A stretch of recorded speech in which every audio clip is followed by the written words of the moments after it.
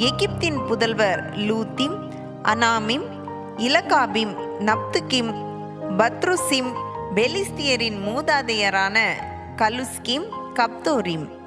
கானானின் தலைமகன் சீதோன்.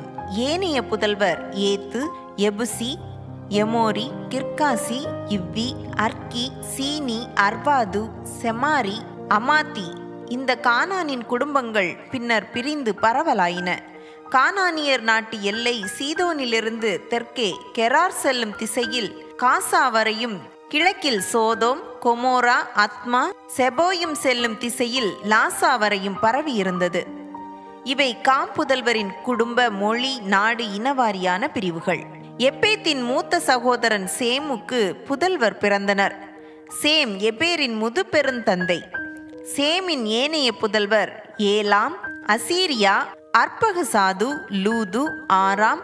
ஆராமின் புதல்வர் ஊசு, ஊல், கெத்தர், மாசு. அர்பகசாதுக்கு செலாகு பிறந்தான். செலாகிற்கு ஏபேர் பிறந்தான். ஏபேருக்கு புதல்வர் இருவர் பிறந்தனர். ஒருவனின் பெயர் பெலேக்கு, ஏனெனில் அவன் காலத்தில்தான் உலக மக்கள் பிரிந்தனர். அவன் சகோதரனின் பெயர் யோக்தான். யோக்தானின் புதல்வர் அல்மோதாது, செலேபு, அட்சர்மாவேத்து, எராகு, அதோராம், ஊசால், திக்லா, ஓபால், அபிமாவேல், சேபா, ஓபிர், அபிலா, யோபாபு.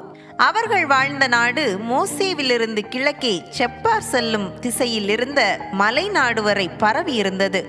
இவை சேம் புதல்வரின் குடும்ப, மொழி, நாட்டு, இனவாரியான பிரிவுகள். இவை நோவா புதல்வரின் வழிவந்த குடும்பங்களின் இனவாரியான தலைமுறைகள்.